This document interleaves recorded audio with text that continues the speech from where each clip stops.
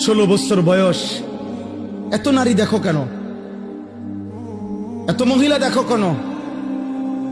এত অসভ্য ছবি দেখো কেন বাপ? এত কম বয়সে এত বড় চরিত্রহীন হয়ে গেলা? এত অল্প বয়সে এত উলঙ্গ ছবি দেখে ফেললা? এবার তো তোমার আর পৃথিবীর সুন্দরী বউ এনে দিলেও তোমার তৃপ্তি হবে না, কারণ তুমি না আরো এর চাইতে অসৎ দেখছো। আল্লাহর কসম, নবী বলছে, নারী যখন বেপর্দা হয়, শয়তান তাকে সর্বোচ্চ আকর্ষণীয় করে, উঁচু করে, লোভনীয় করে তুলে ধরে, দেখায়।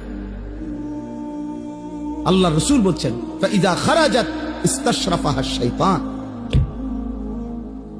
নারী হচ্ছে আওরাত, নারী হচ্ছে আড়ালের বস্তু, নারী হচ্ছে লুকিয়ে থাকার বস্তু।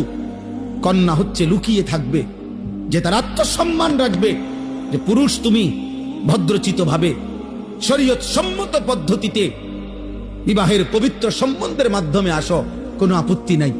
কিন্তু আমি নারী, আমার ইজ্জতের দাম অনেক।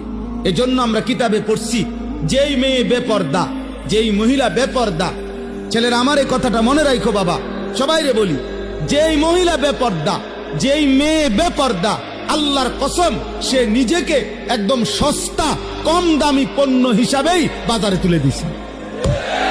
হ্যাঁ, সে নিজেকেই তুলে দিছে যে আমি আমারে তুলে ধরলাম। এবার আঙ্গাল কাঙ্গাল আতুল লুলা যা আসো, ঠ্যাং ভাঙ্গা মাথা ভাঙ্গা যে আসো, বুড়া জোয়ান প্লাস্টিক রাবার যা আসো, আমারে দেখো, আমার আমি ছেড়ে দিলাম।